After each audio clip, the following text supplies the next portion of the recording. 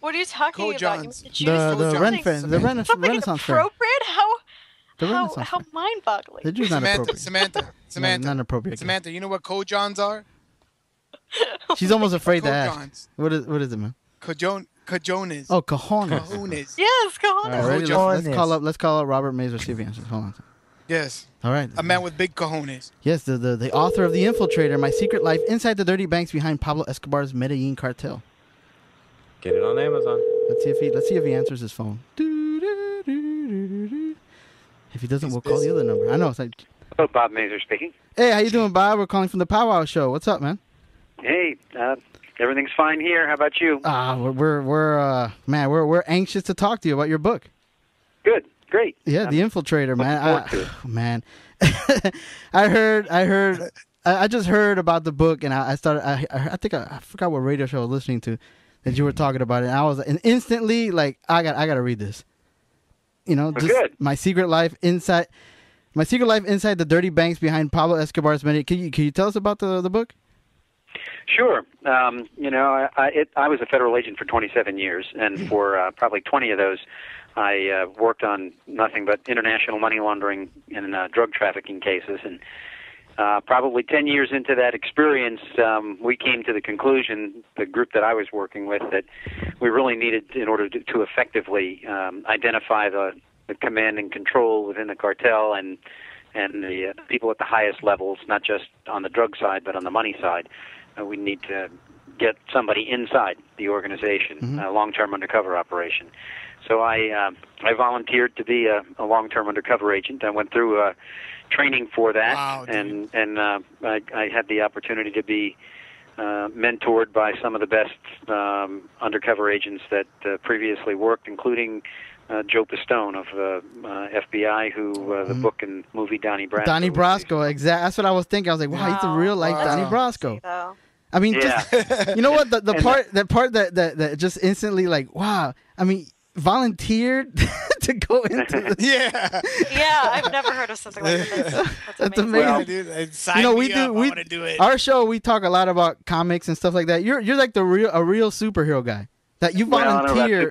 Come on, listen, man. It all really happened. And, nobody just volunteers to do these type of things, man. That's amazing. Well, there are some people out there that do, and I get the opportunity to continue to work with current law enforcement. I train and I work with agencies on identifying and trying to come up with plans to address strategy for prosecutions in different parts of the world, and I deal with the people who do that work now, and I tell you, they're the best and the brightest that I work with, at least in a particular unit within the Drug Enforcement Administration called the Special Operations Division, based out of Washington, and out of Virginia actually, and they work with the military and the intelligence community, not just in this country but in other countries, and they've made some of the biggest cases in the last 4 or 5 years that have really come along. But getting back to my situation, I got through those schools, and I got the opportunity to put together for about a year and a half a sophisticated front.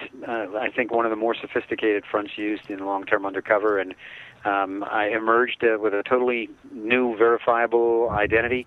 I was embedded in some active businesses, an investment company and a mortgage business, and a air charter service with a private jet, and a jewelry chain with about 70 locations on the East Coast, and even a brokerage firm with a seat on the New York Stock Exchange. So I had that as my cover, along with 2 informants within one of the 5 New York crime families who were part of my front and my credibility within the underworld, and then started working for that operation in the book is the first of 2 operations like it that I did, and this one was 2 years undercover, and by the end of the 2 years I was working directly with some of Pablo Escobar's direct reports. They included one of his principal consigliaries, a lawyer out of Medellin, and then his principal manager, a guy by the name of Gerardo Moncada, who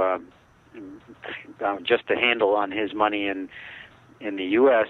During that time frame, their group was generating about $20 million a month in 8 different cities, so $160 million a month. Oh my God. What city was your base of operation? Like, what city were you? You were in Miami a lot, right? I was in Miami a lot. I lived on Key Biscayne. Yeah. My bankers were on Brickell Avenue, and most of my cartel buddies were coming in and out of Miami all the time. It's the international crossroads of the drug world. Yeah. Ever since I was in school, we always heard stories that Brickell Avenue was built with drug money. Wow. Oh, absolutely. You go down there. There are literally hundreds of private banks along Brickell Avenue, and all of them have private client divisions that cater to. I wouldn't say all, but a lot of them cater to this kind of money. Now, Robert, without divulging too much, do you have to do anything like crazy to like really get in with these people, or was it just because they knew or you set up something as some sort of a disguise or so to say, and really they went based on that, or did you have to like really get in there and get dirty? Well, my cover was that I was a mob-connected dirty businessman, out of primarily New York, but I also had roots in Miami, and that through the companies that I had, I was working with and establishing accounts and laundering money for a number of different people, and those were really lower-level informants and lower-level undercovers who were passing the word for probably 4 or 5 months that this Mr. Big was the one who really helped them to set up these accounts, but he wanted to stay in the shadows and didn't really want to meet anybody, and just passing that word around. Eventually, a money broker with a lot of very high-level connections was banging on the door and wanted to meet me, and so I met with him. And my cover, because I really needed a way to be able to stay out of doing anything that was wild and crazy, because I'm an agent, I've got to testify, I got to look jurors in the face and tell them, this is what I did, and there can't be any secrets. You have to tell, you have to tell the whole truth and nothing but the truth. Right. So, did that make things difficult for you? No, because my story to these guys was, listen, I work for my family in New York. I handle their money. I have a big responsibility with them. They've given me the authority to check out the Latin American markets, and so we want to see how much money we can make, but we don't want to put our businesses in jeopardy. And when they wanted me to do anything that was out of the ordinary, my comeback to them was, if I am perceived by my own people, even though they're family, so to speak, but if I'm perceived by my own people as being out of control, if I started to use drugs, if I was a heavy drinker, if I was loud, if I was drawing attention, I could get killed because I would be too much of a liability for them. Yeah. And frankly, that's the way the people in the cartel acted that I dealt with. If you use drugs and if you drew a lot of attention, and I know someone in particular who, a broker who introduced me to some very high level people. Ultimately, I was in a meeting with those high level people, and this was with Escobar's consigliere, and they said, he's drawing too much attention. He's been drunk. He's been loud. He was, and I could care less what people's sexual lives are all about, but this guy was bisexual, and he was very aggressive with one of the guys who was in the cartel, which was not a good idea. And and they ultimately said, he's too much of a risk, so we need to get rid of him. liability. Yeah. Well, were you ever afraid for your family? Did they ever kind of just threaten you or your family? Because I guess, even though you had, your reasons for saying why you wouldn't want to do these things, was it like that fear of being found out? No, the only time my family ever was threatened, and I was as well, was after it was known, after the undercover operation was over, and it was known that I was a federal agent, and according to DEA and the NSA, there was a contract on my life for $500,000, and so oh my gosh, we had to move. We had to move almost immediately out of our home, and we left the country for a while, and we came back and had to live we lived underground for quite a number of years. So How long were you under for? That's the only time that there was ever any problems. Excuse me? How long were you in there for? In where? 5 years, no? 5 years? Was it 5 years that you were in undercover? I did 5 years of long-term undercover. Yeah, now there were two operations. The first one was about 2 years that the book is about, and then after I finished that one, of course, you need to prepare for trial. I had recorded about 1,200 conversations with drug dealers and money launderers. Oh my gosh! Those needed to be transcribed. And so after that, then I traveled both domestic and foreign to testify in trials for about 3 years. And then when that was over, then the Drug Enforcement Administration offered me a position there, but they wanted me to do another undercover operation. And so I agreed to do that, and I went to the Drug Enforcement Administration at that stage and then went back undercover, totally new identity, this time working with people within the Cali cartel.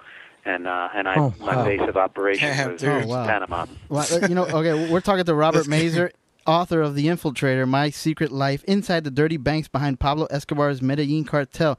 Robert, was there any, really, a situation where something could have gone wrong? Anytime you were ever, you felt like you were personally in danger? A number of times, and I address some of them in the book. One of the first ones was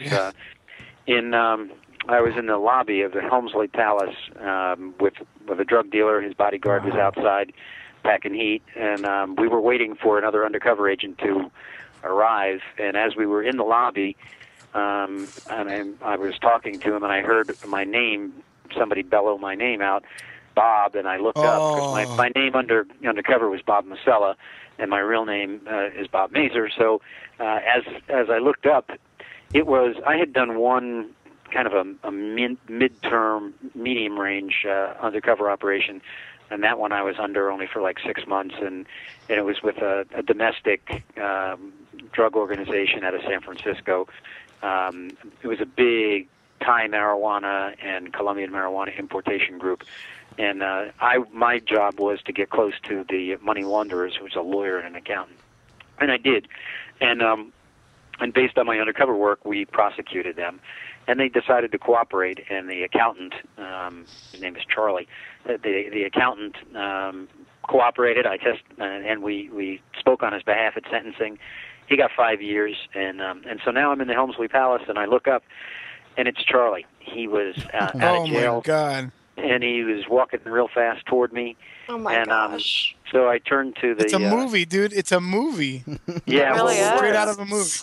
Yeah, I turned to the guy next to me, and I said, "Oh, it's an old friend. Just wait right here." And I walked as fast as I could toward Charlie, and I just had enough time to hug him and whisper in his ear and say, "Charlie, I'm under again." And I backed up. I could feel a bead of sweat go down the middle of my back, and the guy was up there now with us. And he could have burned me, and he didn't. He played along. And he said, "Hey, the guys in Vegas haven't seen you in a while, and you really need to stop working so hard. And when you're going to be back out, and we need to get together." And he just played along, knowing that I was probably playing the same kind of role. And then after, so that was probably one of the closer ones that was just a happened to run into him kind of situation. But there were others where I was in meetings. I was in higher level meetings because you're cops. So when we pick up money on the streets, $1 million, $2 million, the law enforcement wants to follow the people away who drop the money off. And I try to get them not to do that because I was taking the money, laundering it, and investing some of it, and I really didn't need any reason for people to suspect me. And my concern was that they would pick up on the surveillance, and in fact they did. And they had a full counter surveillance team out there, and surveillance in New York was completely blown. And they called from Colombia, and I mean they knew the cars that they were in. They described everybody. They identified the entire surveillance team. Jeez. And the accusation then became that I must be an undercover agent if the cops were out there. And so, it's part of your job then to talk your way out of that. And I did. Now you were wow. You were the money man. Okay, go ahead, Sam. No, I'm just thinking, even after everything, and I'm not sure how long ago this happened. Are you not like even just a little bit like because of the book and the fact that you publicly kind of went out there and said that? And I'm sure there's probably like angry people, a part of these families who, because you helped put them away. Like, are you always somewhat like a little bit of afraid? I mean, I think I would be. Well, I can't imagine.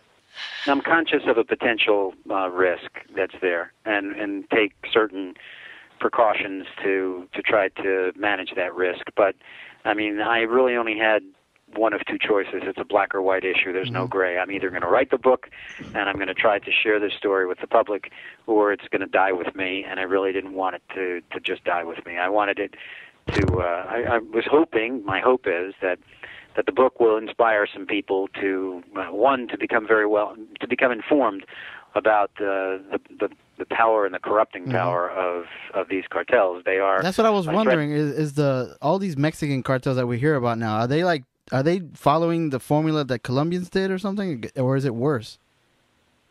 You mean the Mexican situation? Yeah, the Mexican situation is intense. Well, first off, we all have to recognize that it's the Colombians who supply cocaine to the Mexicans that is sold.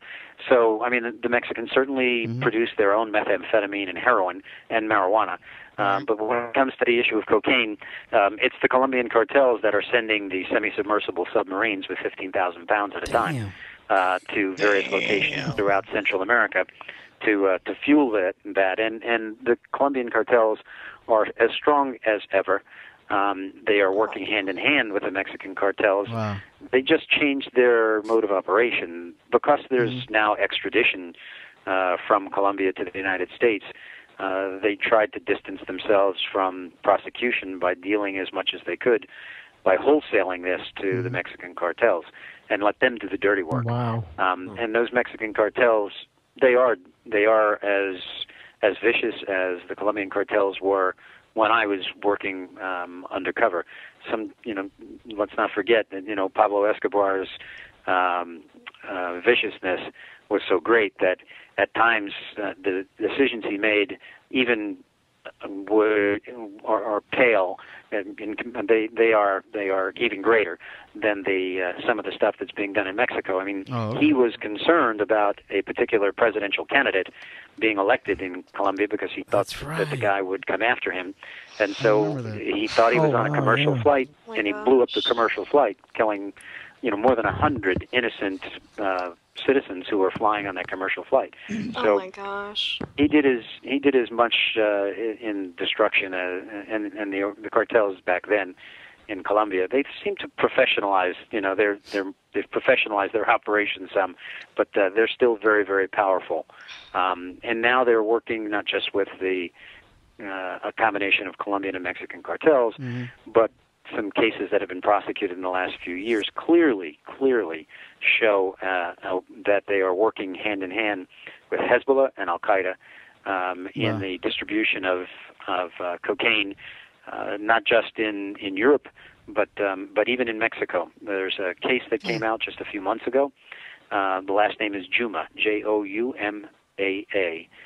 Just Google that and maybe put money laundering Jouma, and you will see the indictments and the charts and other things that have been produced by the government that put a very clear picture together about the close workings between Hezbollah, the Colombian cartel, and the Mexican cartels.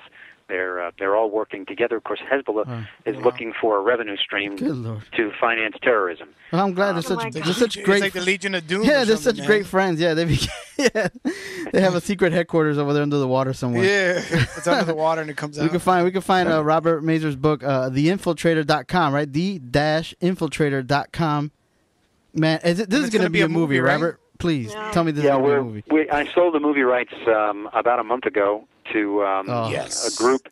I don't know if any of you saw the movie The Lincoln Lawyer that was out last year. I saw it. The director who directed that, a guy by the name of Brad Furman, is attached to the project and has been very involved in it and working with a screenwriter, and the production company is out of UK who put the money up for development. So we're in the first stages. The development is a process through which you hope to come up with a good screenplay, and then that screenplay you hope is so good that really talented actors decide that they want to do it. Who do you want them to play you? Sam, did you say my name? Yep, Sam, here you go. Samantha needs to be in the Sam's an actress. I like doing extra work. I just want to be the guy who falls down dead in the background all the time. I see George Clooney. I am SAG eligible now, so there you go. I'm assuming that this would be definitely a SAG film. There's no way that this wouldn't be. Maybe next year we'll see George Clooney in the Infiltrator. What do you think about that? George Clooney in The Infiltrator. I gotta ask this. I mean, you were in the position where you were the money man for the most part, and I know that you've got the undercover guys who are the muscle. I mean, how much more dangerous is it being in your position than in if you will, on the thug side of it? Well, on the street, I guess there could be just an unexpected act that would occur that can become violent, and that can really happen at any level in these organizations. A number of people who I dealt with were murdered during the course of the time that I was doing the undercover work, and actually the guy who owned the most money that we were handling, this I mentioned it before, Gerardo Moncada, he was stupid and stole a lot of money and filled actually a basement of a home in Colombia with cash that Escobar found out about. And in retaliation, he had Moncada and his brother brought before him. And this is not just mentioned in my book, but also in Mark Bowden's book, Killing Pablo. Mark Bowden wrote Black Hawk Down, and he also wrote Killing Pablo and many other books. Yeah, that was a good book. Yeah. And so now that the Moncada brothers were before him, they hung them by their feet. They stripped their clothes off them. They used blowtorches to melt the skin off their bodies, and they slowly tortured them. And that type of thing it was just the way that they did business. So it can be dangerous at times. There's no doubt about that. But you can't really have that consume you, because these guys are like. Right. It's like walking down the street and you come across a dog that's a little mean, and if he senses that you're afraid, they're going to bite you in a heartbeat. And so you can't exhibit the fear even if you have it. Wow. So you really have to be detached. Robert, really quick, did those 5 years that you were undercover, did they go by fast? Because, I mean, you were living like this high life, or did it go by like really slow? Like you just couldn't wait till the end of the day just so you could have some time to yourself to be you for a minute? Or like, how did it go? Was it a fast 5 years or slow? I think it was pretty fast because, it's not like it is in Hollywood. You've got two lives that you've got to continue to operate. I would deal on a full-time basis as Bob Musella, the guy undercover. But at the end of the evening, even if it's 2 or 3 in the morning and we're getting back from a club, I need to wind up writing some notes, and I've got tapes to process, and I've got to hide them inside the house that I was in. There were some air conditioning vents that were fake vents, and so there were places around the house that I could hide stuff. Before I would, maybe once every week or so, or 2 weeks, I would meet with a contact agent to pass off the evidence and the reports and things along those lines. So I mean, I'm continuing to work and plan and deal with my office, and try to maintain some portion of a personal life as well. How the hell did you sleep? Yeah, I mean, I probably averaged about 4 hours sleep a night during that time frame.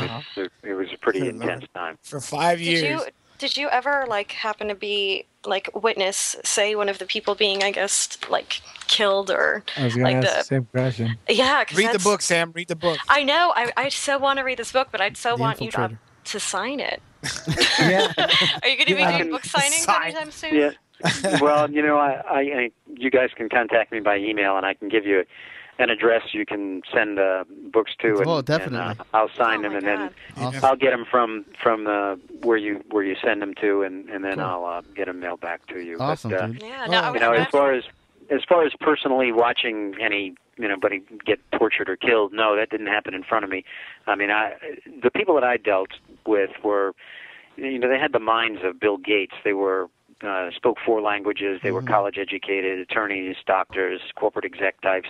They had people who did this stuff for them. So they would order the killing, but they wouldn't actually do the killing themselves. Yeah. Bob, what was it like after everything's done? You're out from infiltrating the cartel. I mean, did you go home, do laundry, and you're back at the office on Monday? I mean, how do you get into a normal routine? I mean, like, what was it like for that mental decompression? Just, I mean, I would imagine you had a lot of conversations with a lot of people after. I mean, what was that whole timeline like? Sure. Once the undercover operation was over, a lot of work was just beginning. Like I said before, I had 1,200 recordings to transcribe. I had all kinds of demands being made upon me for my time to sign affidavits that would be used in pretrial hearings. They tried their best to disguise who I really was, but that got out fairly quickly. And then we had the security issue for me and my family that I had to deal with. So I was... Even though I was not undercover anymore, in a sense, I almost really was undercover still because I was living under yet another name, as my family was, so the tension of that, I didn't get a chance really to step back and take a deep breath and reflect on a lot of this until years after the undercover operation was over, and although you might think. For example, the way the takedown and the operation in the book was orchestrated, we knew that they had bonded with me and they liked me. So we set up a fake wedding and at a country club, and we had people come in from Pakistan, from Colombia, from France, from England, from all over the U.S. and they came there with an expectation of seeing me getting married. And the night before, there was a bachelor party, allegedly. And so each of them were picked up separately in limos with other guests who actually were their arrest team.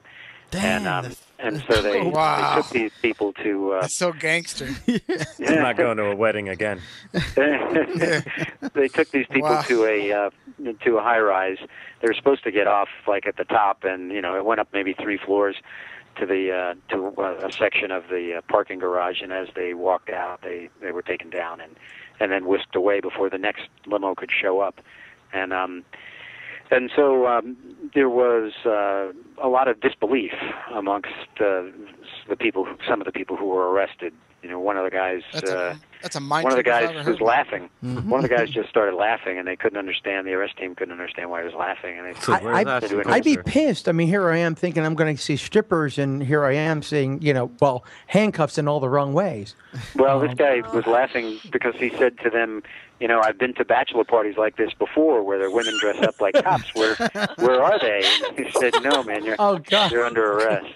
Oh my God. Did you guys get to keep the presents at least? I mean, they were kept by the agency and then auctioned off. Oh, nice. How do you get access to those auctions? Party poopers. Now, I got to ask this one question. I mean, you spent so much time undercover. I know there was a lot of stuff that always ended up, being documented and, on display for, evidence and so on and so forth. Did they ever let you keep one little thing, like almost like a memento? No, and actually, one of the guys in the cartel had taken me to his tailor and had suits made for me, and probably within a day or two after the operation, somebody came to my desk saying, "Well, the bosses want to make sure that they get the suits back, so we got to turn them in."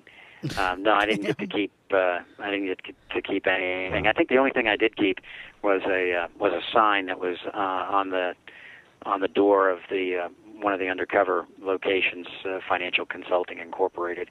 Wow. And that was it. So, although we did some of the money was used to finance a world championship fight that was had in Miami at I guess it's the Jackie Gleason. Oh, the Jackie. Oh, wow. Wow. Yeah. So my pass pass for the show, for the fight is something else I held on to. That's about it.